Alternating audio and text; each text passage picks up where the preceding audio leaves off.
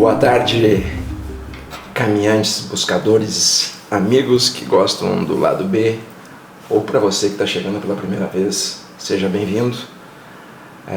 É muito bom recebê-los aqui no Guaíba, dentro do Guaíba, que é isso que Deus quis nos oferecer. Boa tarde, meu irmão. Boa tarde, meu irmão. Boa tarde, buscadores e buscadoras, caminhantes acima de tudo. Vamos a mais um episódio, já quase findando a temporada de 12. Vamos em frente, ver qual que é o desafio e qual que é a reflexão do dia. O lado B, como vocês entendem, mas sempre pode estar chegando um convidado novo. A ideia inicial nossa é trazer uma música lado B, que é uma música não muito famosa, onde o artista se permitiu falar sobre coisas que ele entende importante.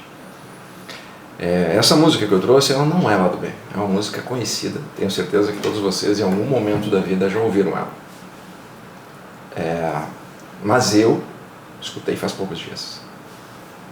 E aí quando eu escutei ela, eu não imaginava que ela estava me contando tudo aquilo que ela trazia, e até um pouco de preconceito desse cara aqui que começa a achar que música profunda tem que ser tal estilo de música. E para mim, sendo aberto como eu gosto de ser, ou é MPB, ou é um samba, ou é um... não estaria numa música sertaneja. Nada contra, eu gosto de um sertanejo bem raiz, mas sertanejo atual é um preconceito só de quem tem preguiça de ouvir.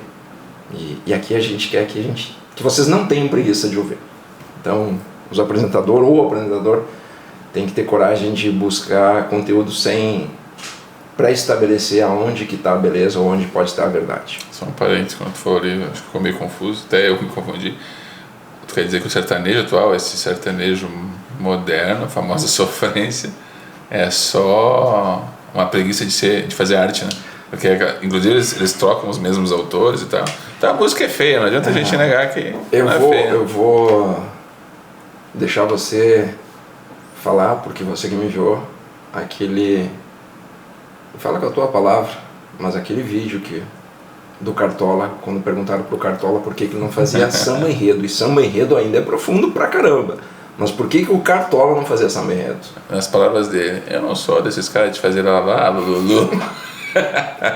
Se tu quer alguém pra fazer lalá, lulu, tu pega, mas eu não vou fazer isso. Pra mim, samba é uma coisa profunda, é uma coisa de coração, pra mim é poesia, é arte, eu vou fazer isso.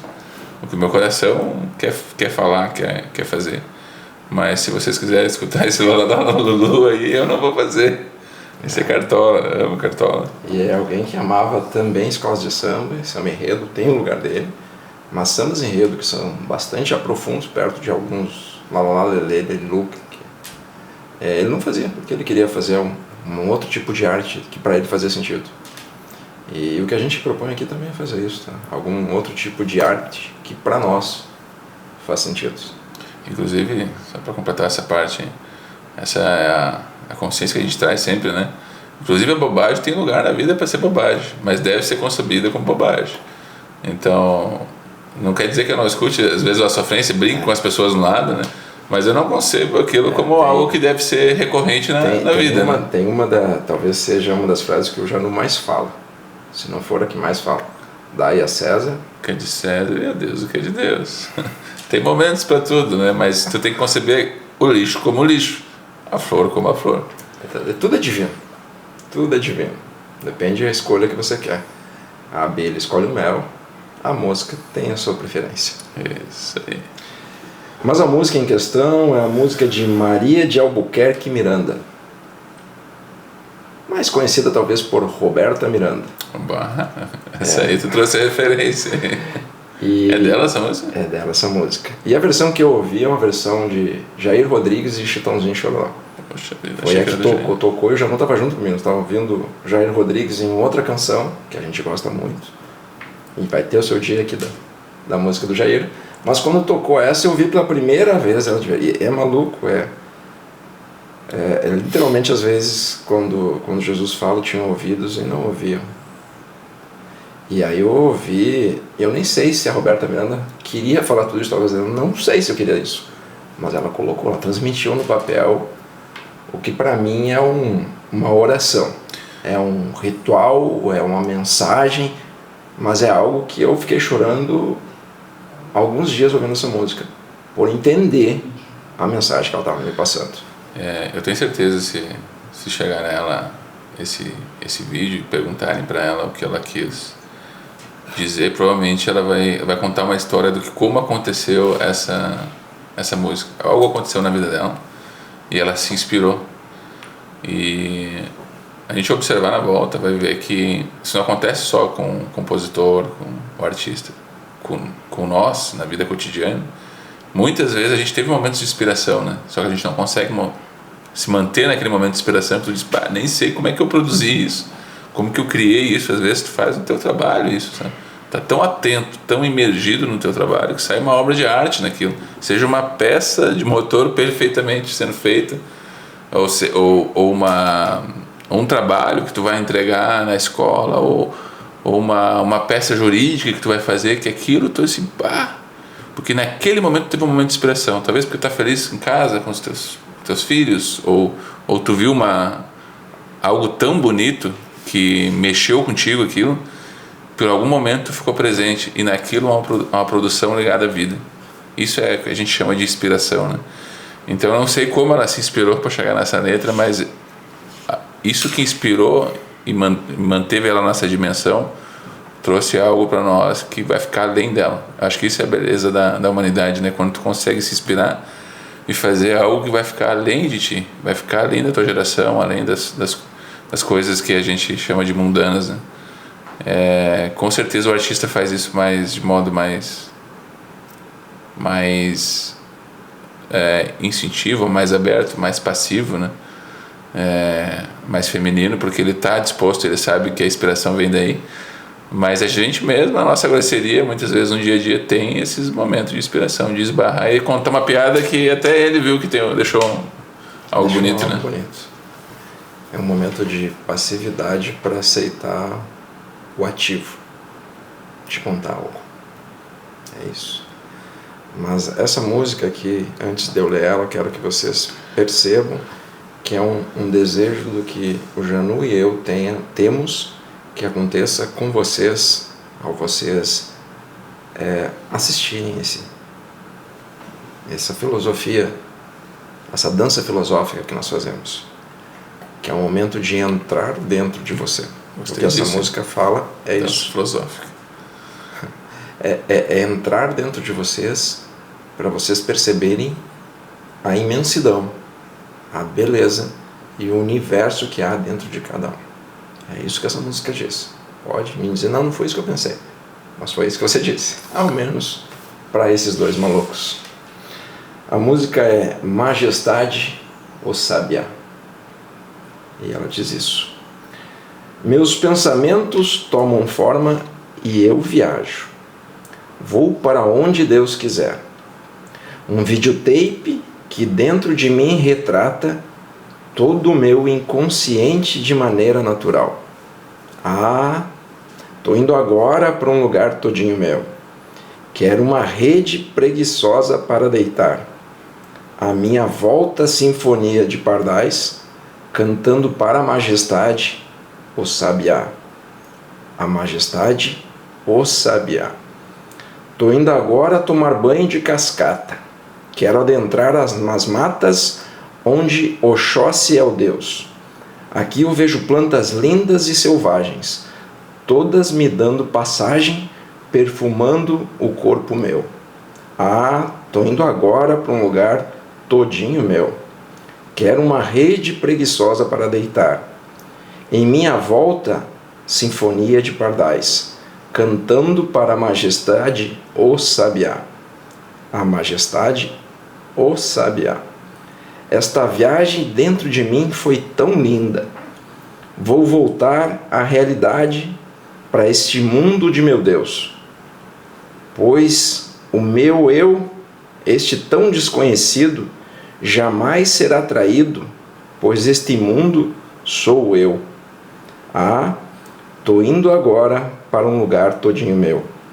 Quero uma rede preguiçosa para deitar. Em minha volta, sinfonia de pardais, cantando para a majestade, o sabiá. A majestade, o sabiá. Coisa linda. Escutar isso é uma canção em homenagem à vida, né? E uma coisa que eu queria trazer é que a gente às vezes fala em algumas coisas aqui que podem parecer místicas, parecerem complexas para se falar, parecer tão distante da nossa realidade. Quando na realidade a música traz algo tão cotidiano que a gente fica entre dois extremos, né? Em falar coisas tão profundas, de dimensões mais profundas do inconsciente humano, em que fica muito complexo achar formas para se apegar nisso, achar ideias que eu possa traduzir, que a gente possa falar. Esse é um extremo, ou seja, é tão profundo que eu não consigo captar. O outro extremo isso é tão simples que eu não acho que é importante. Olha só como a gente está sempre vivendo de extremos, né?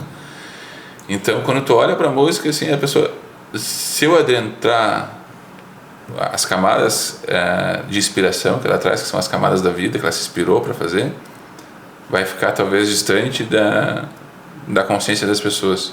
Vocês vão achar complexo demais. Se eu falar da simplicidade, da beleza, de tu deitar numa rede, escutar a sinfonia de um sabiá, as pessoas vão dizer assim, azar isso, né? É tão comum, né? É só uns bichos ali gritando. Então, o que é o problema? De novo, nós já falamos em outros episódios, é o filtro que tu está ouvindo essas coisas, né? Quando na realidade, para nós tentar unir esses dois extremos, entre a simplicidade e a profundidade, do que se trata essa música? Liberdade. Sabe por quê, meus amigos? Se tu consegue lembrar aí nesse momento, o momento já se sentiu livre, totalmente livre, livre de condições, de apego, algum momento. A mulher às vezes está se sentindo tão romântica com o par dela, com o marido, com o namorado, levanta para fazer um café da manhã, está tão feliz que naquele momento ela se sente plenamente livre, né? Porque ela se sente segura, porque ela está amando. Então ela se sente tão livre de fazer aquilo que já notou que o café que tu faz assumiu uma dimensão divina, o cheiro que tu cheira, um passarinho, tudo fica mágico. Então, quando eu falo dessas dimensões de tu ver a vida com beleza, eu não estou falando de algo distante de nós. Todo mundo já viveu isso em algum momento, só que a gente esquece isso e não quer ver porque dói, inclusive, ver. Porque parece que tu perdeu essa magia da vida, né? Esse pequeno fragmento, esse pequeno pedacinho de vida que está contando, é o que ela está dizendo assim. Tô indo agora para um lugarzinho só todinho meu. Esse lugarzinho todinho meu que o Jandal está querendo contar para vocês aqui. Que pode ser qualquer coisa em qualquer momento e cada pessoa vai dizer um negócio. Tu pegou um livro sozinho e tá lendo sábado de manhã lá e tu por um momento descansou e tá se sentindo totalmente em paz, em plenitude. Como é que ela falou? Um lugarzinho todinho meu. Todinho meu. Isso não tá, esse paraíso, esse reino de Deus, isso é o reino de Deus. Esse reino de Deus não está distante da gente, está entre e através de nós. Só que a gente está com capuz, olhando só as nossas frustrações, olhando só o nosso passado. Então o desafio é tu tirar, mas voltar a ter esse sentido que tu já teve, viu? Isso é a realidade da vida, não é essa coisa feia que a gente às vezes se enfia. Um outro momento que a gente passa, além de ter isso, às vezes com um par romântico, às vezes com um filho. Quem já teve filho pequeno, às vezes está trocando a fralda do filho, o filho dá uma risadinha para ti e tu começa a chorar. Esse momento é esse momento particular teu, que deveria ser a busca nossa, essa magia. Não as coisas que não vão ficar, viu? Dinheiro, posse, briga que tu tem com teu irmão, com teu pai, com uma pessoa, isso não vai ficar nada, isso vai tudo para virar poeira estelar, tu não vai levar nem no caixão. Então o que fica é esses momentos. E por que a gente não busca de novo adentrar esse momento? E veja que esse momento não depende das pessoas fora, inclusive não depende, porque coisas simples assumem uma dimensão totalmente espetacular. E uma outra coisa que é muito comum tu começar a achar beleza nessas coisas simples, que agora tu pode dizer assim, né? Grande coisa, um copo d'água gelado, né? Eu tomo toda hora, tenho acesso à água, né?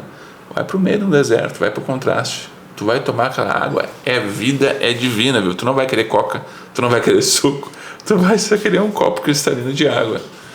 Os caras que subiram lá, uma rampa lá na Espanha, lá 50 graus, só queriam um copinho d'água, os dois amigos nossos, viu? Quando disseram que tinha um lugar para almoçar, Era de vida aquele lugar, não era? Assumiu uma dimensão assim, porque... Aquilo é alegria, hein? Aquele é um lugarzinho todinho meu. E eram 2 cadeiras de plástico para sentar. Aquelas pessoas eram anjos. Por que isso é tão natural? Porque naquele momento a mente desiste, viu? O esforço do corpo é tão grande que ela é obrigada a ficar quieta. Diz, pá, agora tem que ficar quieta. Se me ajudarem, eu aceito.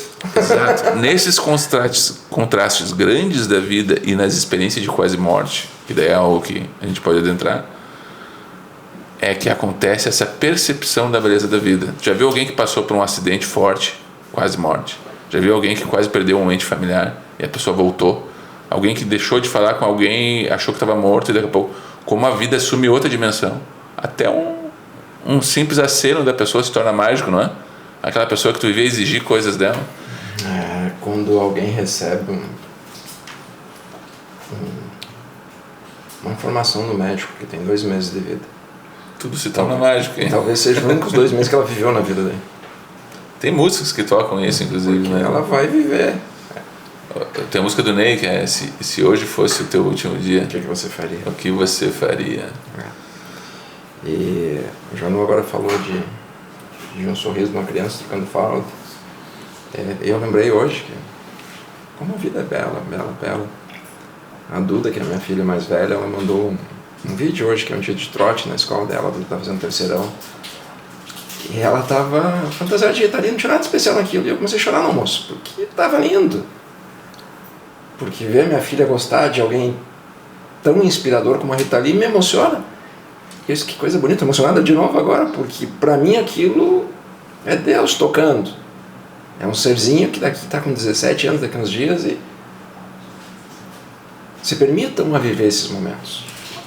Se permitam, porque senão eu ia começar a falar de negócio que eu já não ia perder o momento da minha filha mandando vídeos dela fantasiada de Rita Lee. Isso é muito mais importante que qualquer coisa do dia. Qualquer outra coisa não tem essa importância. Qualquer outra coisa não tem essa importância. Esse momento é para guardar na retina. Esse momento é para guardar na retina.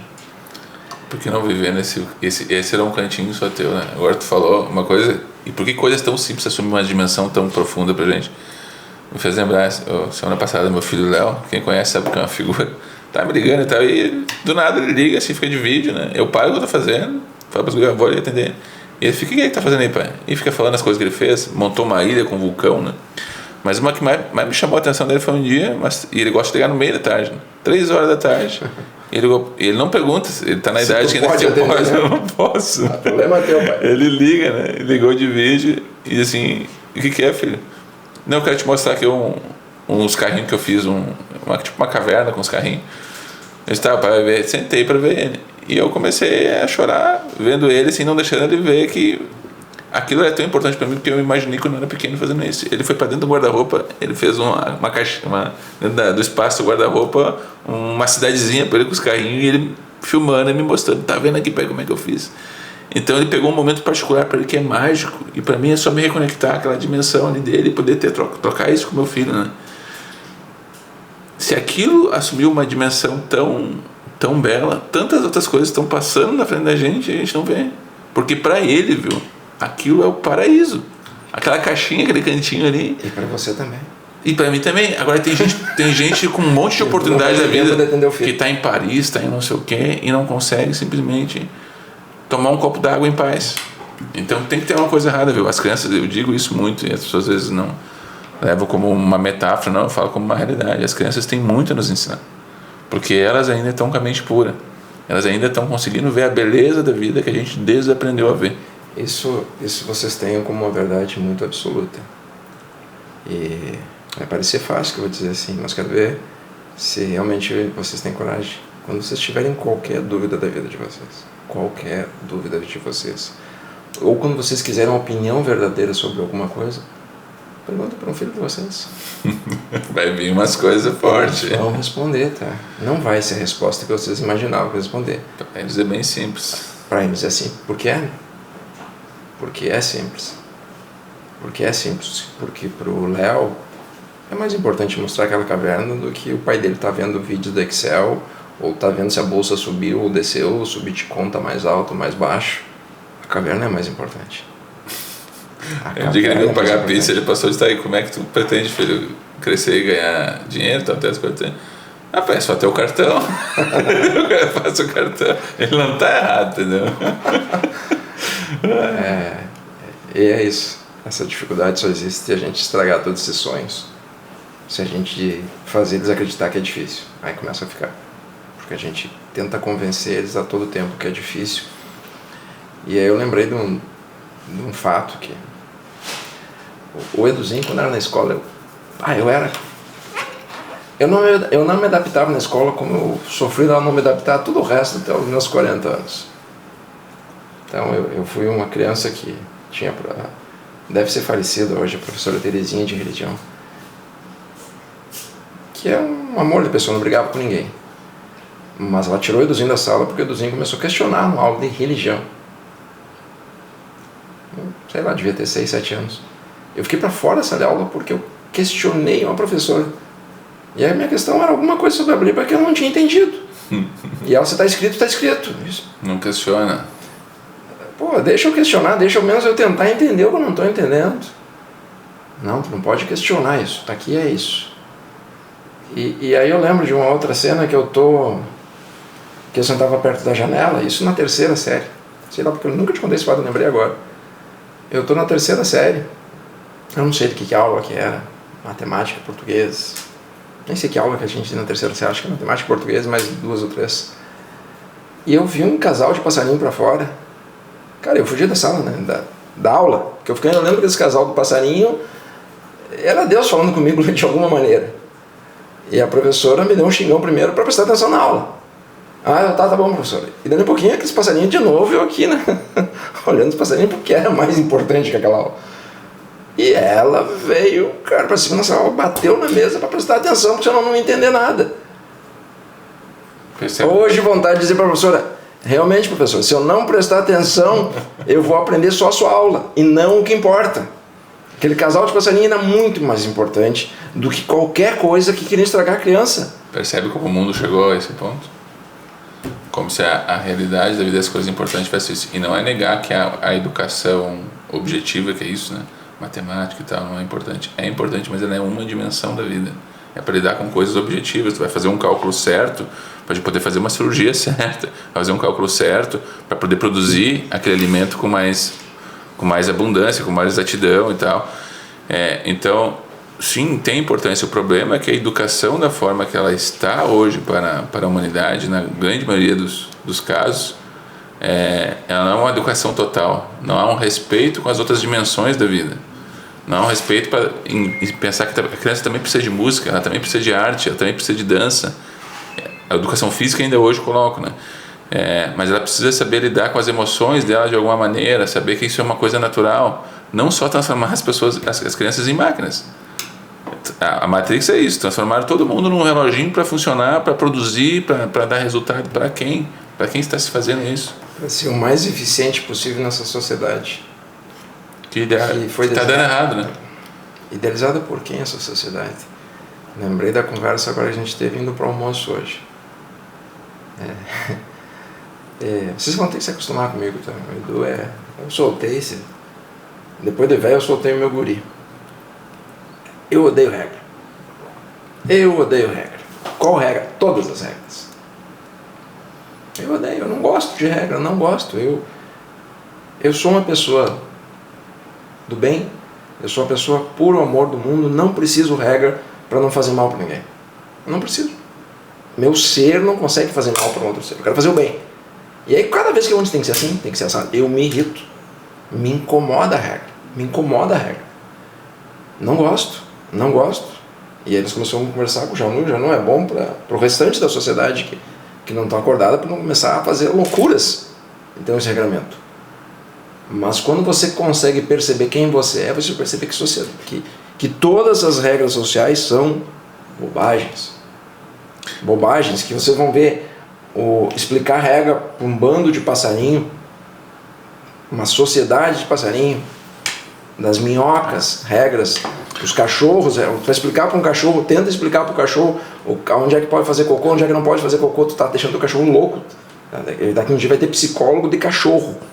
Se já é que não tem, Se já é que não tem isso, que o cachorro é o próximo bicho a enlouquecer, depois do ser humano é o cachorro, está mais perto, a gente está enlouquecendo, fazendo plano de saúde, cachorro, tá fazendo...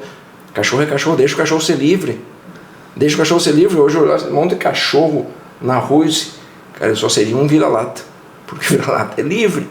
Deixa, e isso vocês fazem com todos nós, tá? Porque você acha que está fazendo bem para o teu filho, porque é o mesmo bem que o teu pai fez, que é o mesmo bem que o pai dele fez. É transformar num robô e a gente é ser humano. A gente é ser humano, a gente é bondoso, a gente gosta de ajudar o outro. E aí você começa a ficar cercado de tanta regra para que você não tenha a possibilidade de pensar mais, de sentir, porque tu fica endurecido para tudo. Para cada coisa tem uma regra. Nós começamos a falar esses dias de um veleiro, e o Janu já estava preocupado aqui do veleiro, daqui a um pouquinho vai ter as regras que o veleiro não pode passar no Guaíba aqui mais. Vão ter uma regra, não, o veleiro não pode passar. Eles vão proibir um veleiro de... Está errado. Está errado. O ser humano tem que evoluir a tal ponto de ter menos regras.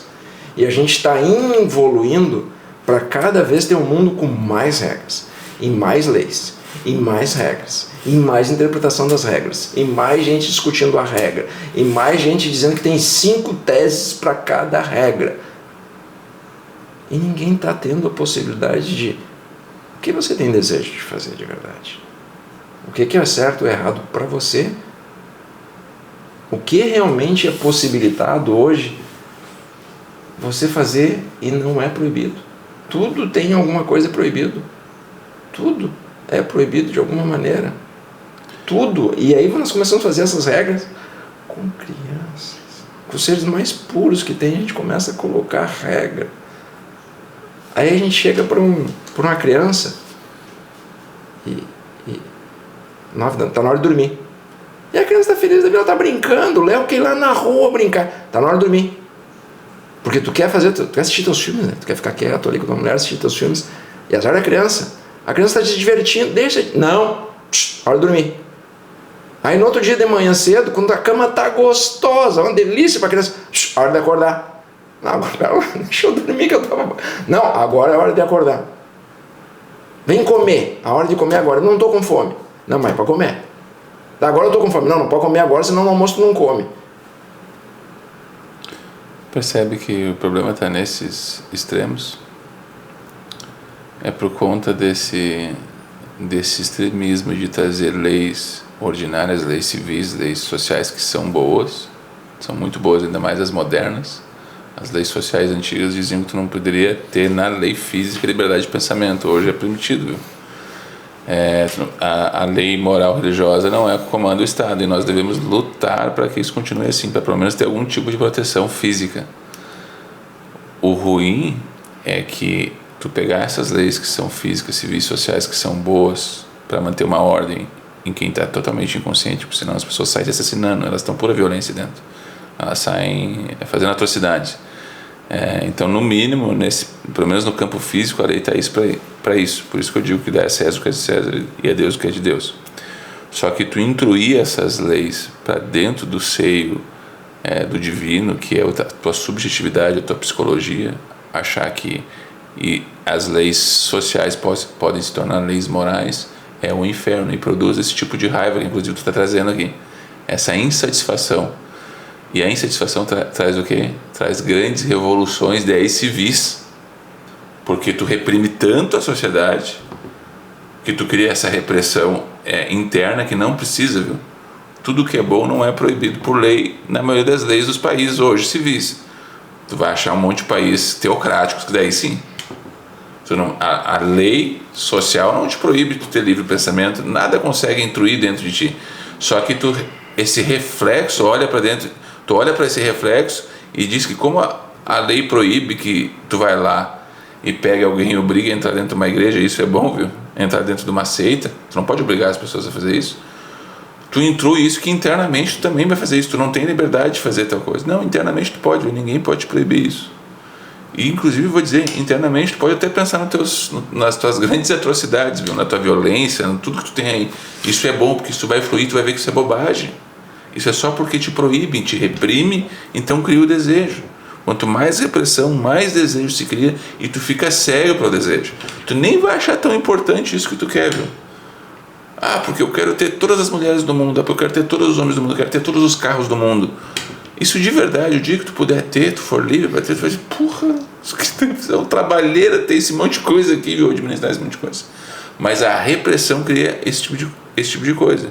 Então, há lugar sim para a lei civil. E que bom se nós pudermos evoluir a lei civil para dar mais liberdade interior. A lei civil está aí para organizar a vida social, ter algum tipo de administração, porque senão as pessoas não conseguiram ter, inclusive, paz para poder refletir, né? A velha história que se me dá fome, eu não consigo pensar no divino. Então, só para concluir, o problema nosso é misturar as dimensões. Uma árvore, para ela crescer, ela precisa de espaço. Tira todas as cercas na volta dela. Ela precisa criar raízes, precisa subir. Uma flor delicada, precisa de proteção. Bota ela num jardim.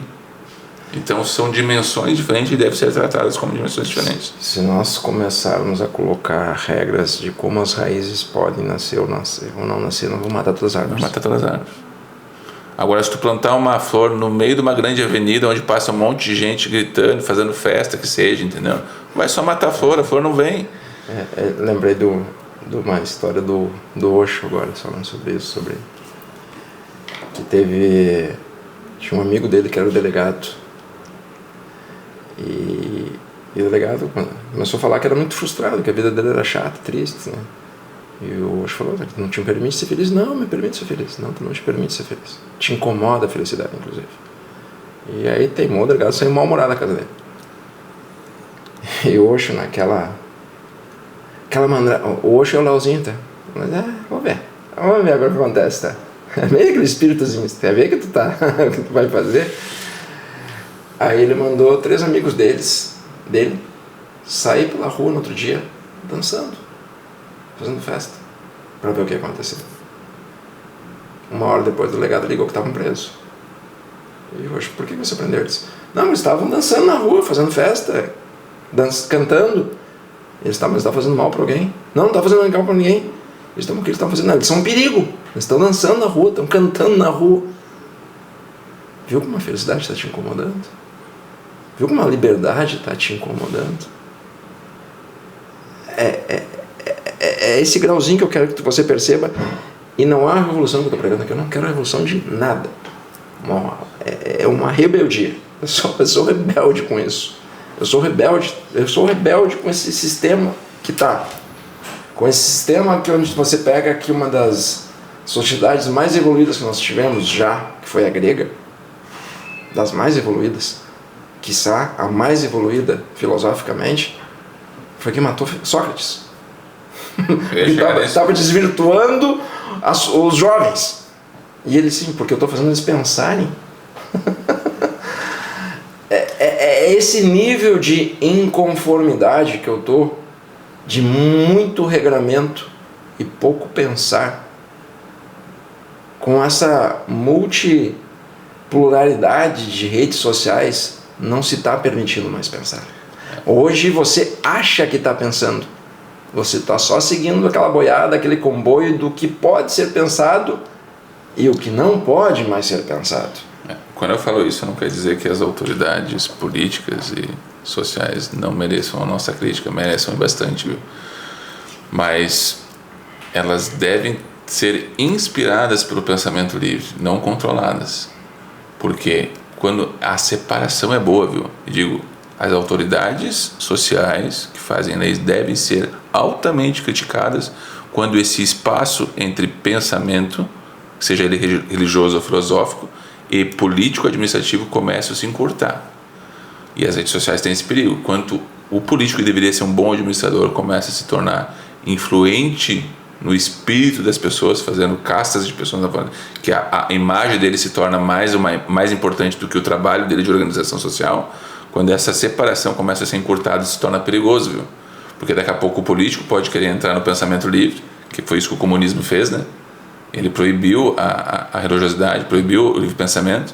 Ou o fascismo fez quando simplesmente disse que uma religião era oficial, ou seja, a materialidade é oficial. Ou pode surgir ao contrário, quando o religioso ou o filósofo, que é o caso da Grécia, se torna político. Então ele não permite daí fisicamente, socialmente, algum tipo de liberdade. Então o espaço entre essas dimensões é muito importante ser mantido. Política, lei ordinária deve ser para manter ordem física e interferir o mínimo possível, mas ser inspirado pelos livres pensadores, pelo filósofo, pelo religioso, pela esse pensamento que diz que a vida é muito mais do que a vida física. Ele deve ser inspirado. Mas se tu pegar as pessoas que deveriam ser os sábios da sociedade, os inspiradores, e tornar eles políticos, daí tu vai ver o inferno. Porque uma dessas correntes vai assumir o poder e vai dizer agora a minha é correta. Foi assim que mataram Sócrates. Porque agora aquelas pessoas achavam que realmente aquilo era a verdade. E elas assumiram o poder político. Foi assim que mataram Jesus. Pilatos nem queria, tá vendo? Roma estava assim, será que mato, será que não mato? Só que a religião que se tornou política...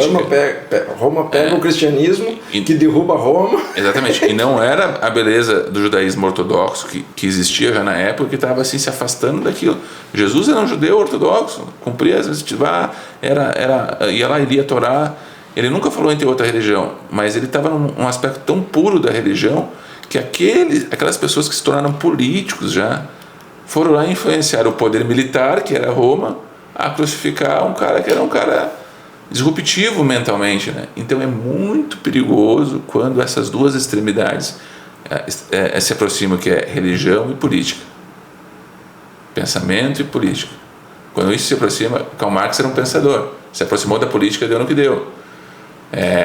Os árabes lá, o Islã... Entre o que Marx teorizou e o que a Rússia fez... Olha só. Então, cuidado. O nazismo... O que é a base do nazismo? Nietzsche. Nietzsche não queria o nazismo. Pelo amor de Deus, não fala isso que eu também... Mas é real. O super-homem de Nietzsche está no nazismo. Os caras se Mas inspiraram Nietzsche disse assim, eu me suicido se vocês vão fazer isso com o que eu vou Se ele tivesse visto o que a irmã dele, que se tornou nazista, fez... Então assim, tu pode... É a mesma coisa que fizeram com Jesus. Como é que Jesus inspirou as cruzadas, inspirou a Inquisição? Imagina Jesus pensando nisso. Não tem nada a ver comigo, viu? Não tem nada a ver comigo. Eu quero o contrário disso. Vai dizer que Moisés... Estou pregando a liberdade. Vai dizer que Moisés inspirou a casta sacerdotal judaica na época a crucificar um cara. Não, cara, não era isso, entendeu? Então, há de haver cuidado em separar as coisas. Eu falei de comunismo, vai vir os marxistas aqui pegar no meu pé. Não, o que Marx falou é muito importante, viu? Mas ele ter ficado no campo das marxista ideias. A gente não gosta de comunismo, a gente não gosta de socialismo, a gente não gosta de capitalismo, a gente não gosta de fascismo. Tá tudo errado. Tá tudo errado. É só maneiras de acabar com a liberdade do ser humano. São ideias Todas diferentes. elas. Não deu certo nenhuma delas. Porque entre a corrente que nasceu e o que foi feito, para mim, para vocês perceberem o quanto é antagônico, a que eu mais odeio é o comunismo. E sabe por quê? Porque é pouco comunista. Em essência, se o comunismo fosse mesmo o que Marx prega, eu diria sou comunista. Só que o que fizeram com o comunismo é uma atrocidade, é acabar com qualquer liberdade do ser humano para que ele seja livre, desde que não pense. Então, cuidado com todos esses profetas que criam maneiras de acabar com a liberdade. O que a gente está pregando aqui é liberdade. Para que vocês pensem da maneira que vocês quiserem pensar. É a única coisa possível no ser humano, é dar liberdade. Se existe amor, a liberdade tem que estar junto. Não é possível amor sem liberdade. Não é possível qualquer evolução dessa sociedade sem liberdade. Qualquer outra maneira fora disso é só um plano de poder. É só um plano de poder. E todas essas pessoas, Jesus, Marx, Moisés, Buda, Osho, qualquer um desses, Nietzsche, eles pregavam liberdade e amor e fizeram com os pensamentos deles atrocidades. Atrocidades. Atrocidades.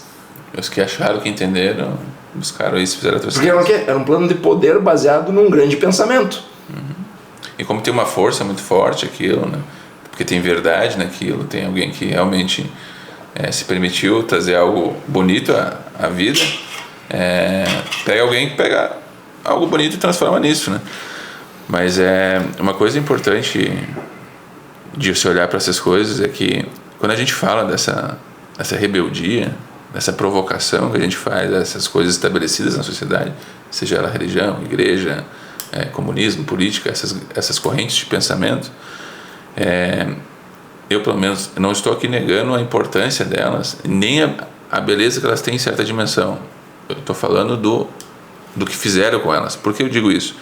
Porque ao ouvir essa provocação nossa, o que a gente quer mover nas pessoas que estão ouvindo é essa revolução individual de olhar para, inclusive, as coisas que eu gosto e saber que como eu sou parte disso, eu devo inspirar essas coisas a ficarem mais bonitas, mais em harmonia com a vida. Ou seja, se eu sou um comunista, reflete no que eu estou falando, de que maneira tu pode pegar e olhar as coisas que estão fazendo com o comunismo, transformando ele em violência, transformando ele em repressão, e deixar ele mais próximo do pensamento original de Marx, talvez, ou mais próximo do teu pensamento, como transformar isso em coisa bonita. Quando eu falo da igreja, falo que tem pastor ladrão, transforma isso em algo bonito. Tem um pensamento do Janot, que é o que ele quer dizer para vocês, que ele me trouxe na música do Raul Seixas.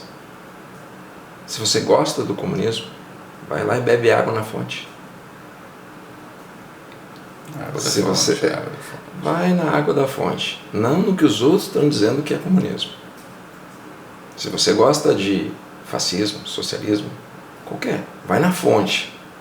E na fonte tem beleza. Agora, o que fizeram com a água depois dela foi lá, colocaram numa garrafinha PET, empacotaram, enrolaram, mandaram para a distribuidora, tu foi comprar no supermercado, meu amigo, tu não tá bebendo a água verdadeira, tá? Tu tá comprando um produto que alguém tá ganhando dinheiro com o teu suor. Agora, o que o Janot falou se você gosta disso, se isso faz algum sentido, vai na fonte. Vai na fonte e pega a tua realidade. Nem é que ele tá falando, nem que eu tô falando.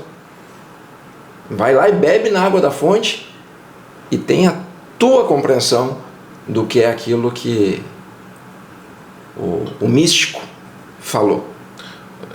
Vai dizer que Stalin tem alguma coisa a ver com Marx? Não, cara.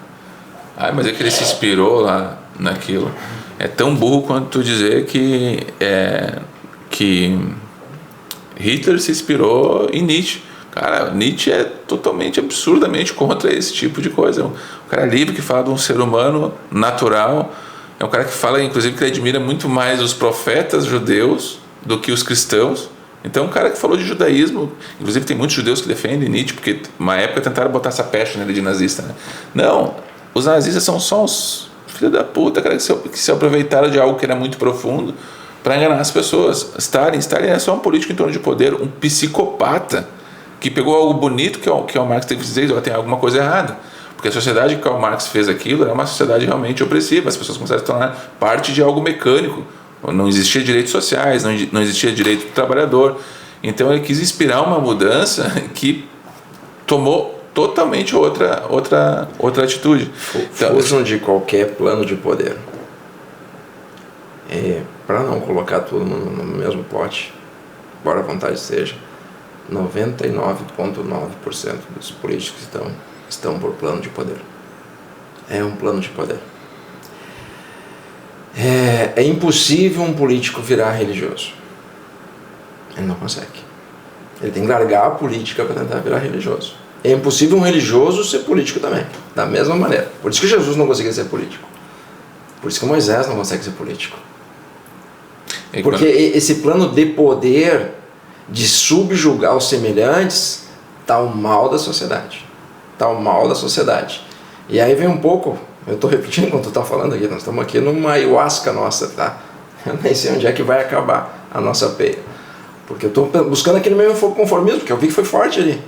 E esse meu inconformismo é nesse poder que esse monte de leis para subjugar o seu semelhante, para te dar mais poder ainda, para dizer que eu estou sentado na cadeira do rei, eu decido quem vive e quem morre.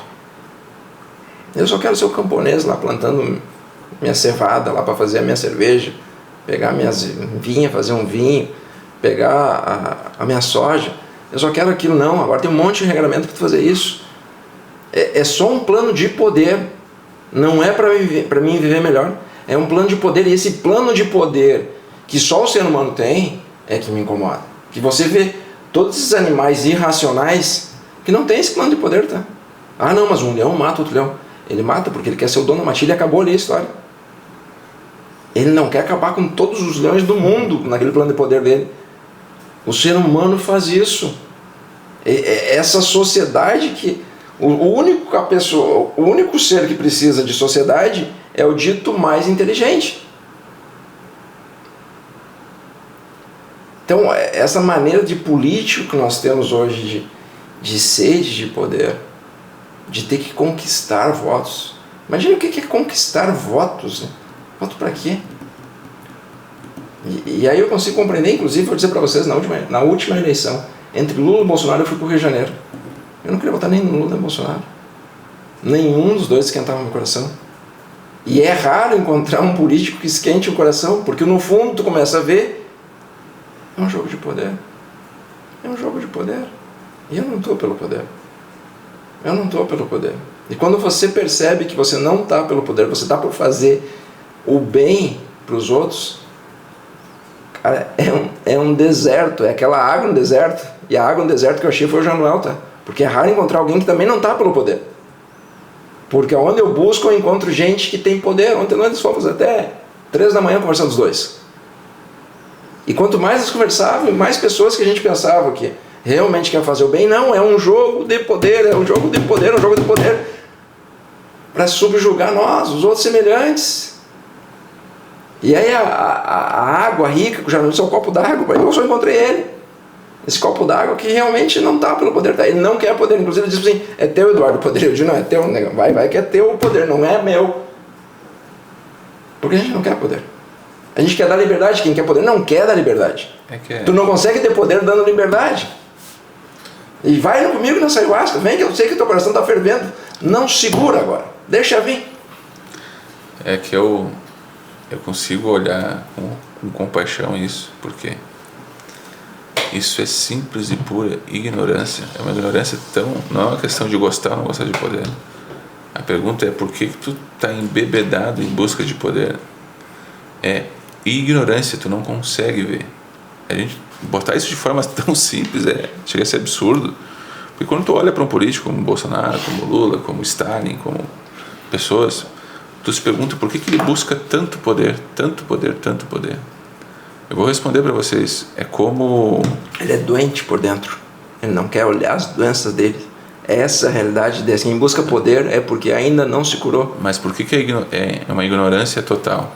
Porque o que assumiu a vida dele é como uma IA, uma inteligência artificial, que foi programada lá atrás para fazer, sei lá, para fazer caneta. Deram um programa para essa inteligência, para uma máquina. E ela diz, a máquina vai fazer caneta da melhor maneira possível. Mais rentável possível. Mais rentável possível, do jeito que tu puder fazer, tu vai fazer caneta até não poder mais. Até tu cuspir caneta. E essa máquina saiu fazendo caneta. E os lucros? Não importa como fazer. O nosso cérebro primitivo, por isso que eu vou botar de maneira simples, ele ensinou esse macaquinho que está evoluindo, está passando um perrengue com a família dele dentro das cavernas, querendo evoluir, que o nosso corpo é esse macaquinho, viu? Não adianta negar. Nossa consciência é outra coisa. Mas esse corpo ele tem instintos, quer se reproduzir, quer mandar a descendência dele adiante, ele sente fome e quer acumular comida, e ele sente, esse cérebro primitivo sente poder, mas é porque é esse poder das cavernas, ele queria sobreviver. Quanto mais poder, mais ele faz o povo dele sobreviver, mais ele acha que ele pode ter as escolhas certas. Pega um macaco líder ou um leão líder, tu vai ver que ele está atrás de poder para dar ordem. Só que o que acontece? Essa mente primitiva invadiu a consciência humana e nós estamos no limiar, nós somos a ponte entre o divino e entre o animal. Então, por que eu estou simplificando as coisas? Quando tu vê um político como esse indo atrás de poder, é o animal dele. Vocês estão sendo liderados para as pessoas mais burras que existem, viu? É o animal dele, ele nem sabe porque ele quer mais tanto poder. É só um desejo insaciável de poder. E ele sente prazer nesse poder. Tu já teve um pouquinho de poder aí, tu sabe que isso dá prazer. E esse prazer vicia. Ele não sabe mais o que fazer, ele não sabe o que inventar mais, ele está viciado no poder. Estou falando do político, né? Vamos falar das pessoas à nossa volta. Ele nem sabe porque ele quer mais poder. Ele quer mais poder. Ele está viciado na sensação de prazer. E aí tu tem duas maneiras: olhar esse cara e dizer que tem que cortar a cabeça dele. E é só tu também inconsciente, ou tu dizer assim, é só um ignorante, coitado. Ter compaixão. Ter compaixão, não aceitar isso daí sobre ti. Dizer assim, irmão, tu nessa cabecinha aí oca de um macaco querendo poder para dominar, tu não vai, mas eu posso te ajudar, viu? Fomita aí, dá um tapa nas costas, fomita esse poder. Na verdade, só para bem concluir, quando eu falo de religiões, principalmente, que nem eu falo dos políticos, você quer de um partido político, quer fazer o bem para a sociedade, começa a ajudar esse político, inclusive, a sair dessa, viu? Mas, cara, tu quer chegar aonde com isso aí? Tu que tá com um pastor lá, que tá vendo que o cara tá se perdendo nessa energia, viu? A comunidade é boa, a comunidade da igreja é boa, acolhedora, faz festa, tu quer um lugar para ir se acolher, eu não tô negando isso, viu? Isso é bom e deve continuar, mas vocês que são parte disso começam a olhar para Cristo e dizer, não foi isso que ele estava dizendo, viu? Estava passeando com os amigos dele, sentando no monte, falando da beleza do amor e tal. Como isso se tornou isso? É importante falar isso aqui. É importante. Eu não vejo... Eu estou incomodado. Aí. Mais dia, menos dia, nós vamos ser cancelados aqui mesmo. Vai dar tudo certo. Mas quando eu vejo um monte de igreja pregando contra o homossexualismo. Igrejas cristãs. Você que consegue sentir a verdade, o que Jesus diria se ouvisse dois homossexuais? São coisas do corpo, meu irmão. Não são importantes. Ele ia abraçar os dois e... Não vou entrar dentro disso. Venham comigo igual vamos Isso não é uma questão religiosa. Isso não tem nada a ver com religião, cara. Irmão, inclusive... Senta aqui, vamos conversar. Se o gay chegasse e começasse a dizer assim, não, mas eu quero dizer o quanto eu sou oprimido... Isso é tão importante quanto uma mulher chegar para mim e dizer que o homem não quer mais ela. Não é importante, cara. Tu tá ouvindo a tua sexualidade, que é o teu corpo querendo reproduzir, e ela entrou na tua mente. Então, sexo no corpo é bom, viu? Se tu quer se relacionar com alguém do teu mesmo sexo, é uma relação tua com o teu corpo. E aí tu precisa observar o que isso está te ensinando ou não. Se isso está te fazendo mal e tu só virou homoafetivo porque é moda agora, né? Porque é virar o tacho, né? Não. Se tu se sente agredido com isso, seja homem, seja masculino, seja mulher. Mas isso não é questões para a religião entrar, entendeu? Mas do jeito que está a religião hoje, meu irmão, quem é o maior fomentador da indústria pornográfica que existe hoje? É o sacerdote. A gente brinca, eles estão assim, numa joguinha. Quanto mais eu reprimo, ou seja, o sacerdote, o pastor, o padre e essas ideias, eles têm um papel de reprimir a sociedade, porque a sociedade tem que ir no porão, viu? Vai ver qual é que é o site com mais acesso no mundo inteiro. É o site pornográfico. Eu vou dizer, que bom, viu, que os pastores me ouçam. Deixa a congregação ir lá e dar uma olhadinha. Deixa, porque é bom. Porque ali pelo menos é um jeito de fazer uma catarse dessa sexualidade que vocês tanto reprimem nessas pessoas. Pelo menos deixa o cara ir lá e fazer uma catarse. Porque senão daqui a pouco começa a vir o que eu já sei que acontece dentro. Irmãozinho, irmãzinha, pastor com a irmã do marido do tal. Porque não adianta reprimir a sexualidade. É a força da vida. Isso produz a maior força que existe no universo, é a força da vida. E as pessoas colocam isso como pecado, como um absurdo. Não, aí tá dizendo assim, não, mas é que daí... Parece que alguém tá aqui... Vai virar um bacanal. Sem ter existido uma trans entre pai e mãe. Parece que aquilo é profano, isso deu a vida. Não existe a vida, meu amigo. Você tá aqui... Vocês estão aqui porque um homem e uma mulher se relacionaram. Sexualmente. Eu estou aqui porque meu pai e minha mãe se relacionaram. Agora, isso é vida. Agora deve haver espaço para isso. Como algo podre, como algo sujo. Mas deve haver espaço para isso. Ou seja, que bom que estão as leis aí para dizer que a criança precisa se desenvolver, para ela tocar nessas coisas no momento certo, porque senão ela vai dar um sentido de profano para isso em um momento errado. Porque antigamente não, tinha mulheres com 13, 14 anos casando. Isso não é saudável. Deixa ela curtir a infância dela, né? Para depois tocar nessas coisas.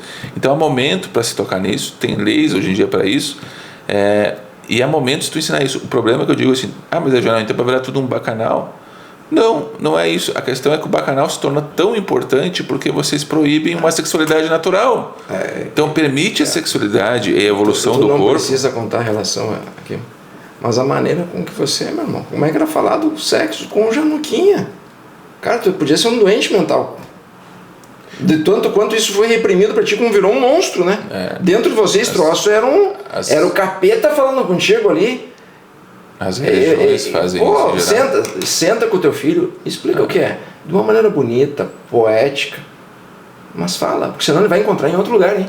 Ele vai encontrar em outro lugar e daí não vai ser a maneira que tu quer ensinar para ele. Agora não transforma amor em algo sujo. Evitar o assunto não ajuda, viu? Porque eu venho de uma criação evangélica. Você tem a Carol, eu tenho a Duda agora, que estão em idades parecidas. Você conversa com ela, eu converso com a Duda. É a vida. E é bonito. É a vida, é só isso. Agora transformar em algo podre, sujo, a vida. O que tem de mais bonito é a vida que nasce da energia sexual entre um homem e uma mulher. Vocês não escutam isso, mas dizem assim, a vida, a maior força que existe, nasce de um relacionamento entre um homem e uma mulher. Aí nasce a vida. Parem de julgar a beleza que está aqui dentro. Chamem os filhos e as filhas de vocês e contem como é que aconteceu de verdade, de uma maneira bonita, leve, delicada, no momento certo. Mas não fujam desse assunto. Não tenham medo de contar a verdade. É a maior força. E nós dois sabemos, a gente já viu vários casos desses. Reprimir essa energia. Tem como? Tem, tanto que a sociedade só que o que acontece? Quando tu reprime algo, essa energia sobe para tua cabeça. Porque as pessoas ficam doentes, ficam depressivas ou ficam ansiosas. Porque tu tá reprimindo a tua seiva. É como se a árvore dissesse assim, não, a seiva é profana. Rapaz, alguma coisa vai acontecer aí de errado, viu? Então é isso que tá se fazendo de errado. Eu, para encerrar essa pauta nossa de sexualidade, vou falar porque eu não... Para criança, não adianta tu evitar o assunto, viu? Tu falar, tu vai trazer esse assunto com naturalidade, porque é algo natural do corpo. Então isso as religiões mais duras acabam não conseguindo fazer, o que é uma ausência de dar saúde para a própria congregação, né? Falar dessas coisas, e não quer dizer que não vai ter hora para fazer isso, não quer dizer que não vai ter momento para fazer isso. Eu falo com os meus filhos, olha, que tu encontre um parceiro certo, na hora certa, que seja com o namorado, que seja com o marido, se tu quiser esperar casar, mas que seja um momento de amor, que seja um momento de relação. Mas é só amor na relação sexual? Não, há espaço também para uma relação de prazer, de liberdade. Às vezes eu quero só fazer isso, mas tenha consciência que é só isso. Até para o parceiro que estiver fazendo isso. Não, assim, caramba, necessidade do corpo, eu vou usar isso como necessidade do corpo. Mas de verdade, esse é o meu último recado para falar desse assunto, que é o seguinte, isso não é tão importante, viu? É que se tornou uma dimensão tão importante na tua vida, porque o sacerdócio e a pornografia se tornaram parceiros em tornar isso importante na tua vida. Porque de verdade, naturalmente, sabe como é que funciona? Lembra como é que tu tinha 7, 8 anos de idade, tu brincava com a menina com a boneca, o guri de carrinho, pensava em ser bombeiro, não sei o quê? Qual a importância que o sexo tinha na tua vida? Nenhuma. Tu não pensava nisso o tempo todo, tu não passava correndo, perguntando disso o tempo todo. Hoje, infelizmente, a gente até vê crianças falando disso, mas é porque tem um condicionamento social, tem o funk, tem esse monte de lixo social que começa a botar um ideal na criança. Mas a criança, naturalmente, ela não tratará desses assuntos. Ela brincará, ela passará para a vida sem achar nenhuma importância. Aí, Jonel, e o que acontece? É o demônio? Não é o demônio. Tem uma coisa assim, chegou aos 13 anos, a menininha começa a entrar no ciclo natural dela, né? É a vida. Os hormônios vêm e ela começa, o corpo dela está dizendo, eu preciso me reproduzir, levar a espécie adiante. É os hormônios. E aí o menino começa a criar esperma, começa a criar células que vão dar vida, mais vida. E ele começa a pensar que a menininha, agora que ela é legal, já está atraente. A menininha que ele não queria nem brincar, não chegava a brincar com o menino. Não é uma mágica, não é divino, não é profano. É a vida querendo se reproduzir, querendo se perpetuar. Então, se tu esperar, daí vem essa grande chuva de hormônios, se tu esperar, ela vai vir uma grande chuva porque ela quer se reproduzir. Tu conduz isso para a tua vida e é bonito, viu?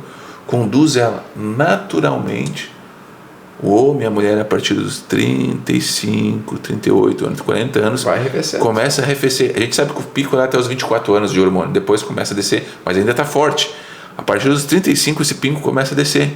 Tu chega aos 40, automaticamente, se tu tiver uma vida natural, não reprimida, ou seja, tu experimentou de tudo, mas isso com tranquilidade, e tu não prendeu essa seiva da vida, com 40 anos, porque antigamente a nossa raça com 35 anos morria, viu? Então a nossa expectativa hoje aumentou. Então o teu corpo vai dizer, já deu, viu? Já transei bastante, já reproduzi, agora eu vou querer experienciar outras dimensões da vida. Janel, mas não é essa a realidade, né? Porque hoje tu vê os caras com 40 e poucos, com 50 e poucos, eles, não, agora eu vou me tornar, se divorciam e vou atrás, bem louco, vou pegar todo mundo. Sabe por que isso aconteceu? Porque ele foi reprimido. E como ele foi reprimido, o sexo saiu do corpo dele, está no cérebro agora, está na mente dele. E agora o corpo ele já vê não é tão sexo forte, e tudo. E o corpo agora já não é tão aí forte para segurar que com uns 20 e poucos segura. Tem que tomar os remedinhos, né? Porque o corpo já não quer ir mais. Mas tem que tomar os remedinhos porque a tua mente está alimentada de desejo. E desejo não é corpo, viu? Desejo é uma ideia da mente, uma expressão que tu colocou lá, uma imagem projetada de quem deve ser esse cara ou quem deve ser essa mulher, que agora ela precisa fazer sexo para alimentar essa imagem projetada na sociedade, que uma mulher já tem que ter prazer o tempo todo, tem que ter essa busca. O que eu quero dizer para vocês, isso não é natural. Agora que já está nisso, eu não vou dizer assim, não te reprime mais, viu? Mas percebe que isso não é vida. A gente conversou esse dia com um amigo nosso. Eu ia tocar nesse assunto também. Sobre amor. Então vou deixar de tocar. A diferença de amor e de sexualidade.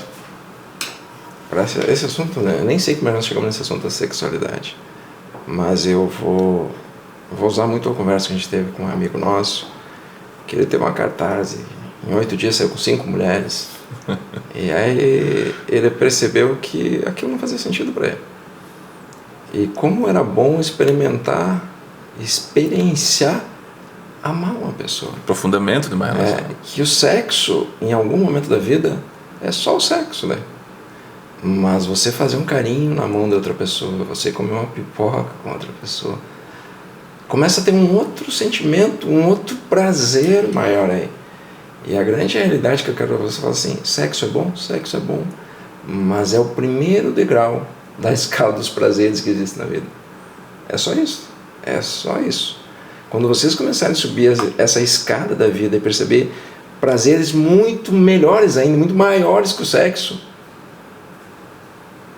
vira só sexo, e de vez em quando você vai fazer ele, mas existem outras coisas tão bonitas, tão leves e tão profundas. Quando esse amigo nosso falou assim que ele estava colocando a mão na amiga, fazendo carinho no carro ali, conhecendo devagar, sem pressa. Que coisa boa não ter pressa de conhecer alguém. Não ter metas a bater, né? Agora, quantos corpos passam por ti a nova meta? Tem alguma coisa errada nisso. Então, não dê tanta importância para o sexo. O sexo é a biologia tentando se reproduzir. Apenas isso. Ela se torna saúde, pode se tornar uma brincadeira, mas é isso, não mais do que isso. Então, e cuidado com quem reprime demais o sexo. São os mais doentes que tem na sociedade. Essas pessoas, esses pregadores que o sexo é podre, é sujo, esses que apontam o dedo para todo mundo que fala de sexo. Cuidado com essas pessoas. Esses geralmente são os piores. Muito cuidado com essas pessoas. Meus amigos, de novo, tínhamos perguntas para hoje, não conseguimos chegar nas perguntas. Fica para o próximo episódio. De novo aqui, vocês veem o Eduardo e o Janu de peito aberto, passando a faca no peito para mostrar para vocês alguma coisa que acorde vocês, porque a gente está assim, se jogando mesmo de verdade para que alguma coisa desperte, para que uma pessoa desperte de tudo isso que a gente está colocando e que eu sei que não tem, infelizmente não tem em outros lugares, e tomara que multiplique, tem mais pessoas querendo falar coisas verdadeiras, que é isso, não importa o que, mas que seja de verdade, né? Que não seja falsidade, que não seja para agradar, que não seja para ganhar like, que não seja para ganhar dinheiro, que seja só sobre a verdade. O que eu quero terminar para vocês aqui é com a frase da Maria de Albuquerque Miranda: esta viagem dentro de mim foi tão linda, vou voltar à realidade, para este mundo de meu Deus, pois o meu eu, este tão desconhecido, jamais será traído, pois este mundo sou eu. Grande abraço para vocês e até a próxima. A minha mensagem final é que, como a música Majestade do Sabiá, A viagem foi bonita, a gente esteve vagando como humanidade por vários aspectos da grosseria da existência, mas agora aquilo que fez isso tudo está nos chamando de volta para aquele vislumbre que a gente falou lá no início, que às vezes tu tem de uma vida livre, tu está tranquilo, está sentindo que até um café pode ter uma outra dimensão, ver um filho sorrindo. Esse é o lar, esse é a casa. Isso que constituiu esse lar, qual a gente pode denominar Deus, pode denominar vida, está a nos chamar de volta para que a gente possa voltar para esse reino de Deus, que é a vida, e chamar mais pessoas para aos poucos a gente transformar essa consciência humana e parar de correr atrás de lixo e ver as coisas que realmente importam. As pessoas que estão à nossa volta, o amor, a harmonia, a beleza da vida. Esse é o nosso chamado. Obrigado pela companhia de vocês e um beijo no coração de todos. Se tudo isso for importante, o mais importante é vocês brincarem lá com o castelinho do Léo de novo, com o filho de vocês. Se a gente já conseguiu isso, valeu muito a pena. Porque o castelinho do Léo realmente é importante. Um grande abraço. Um abraço.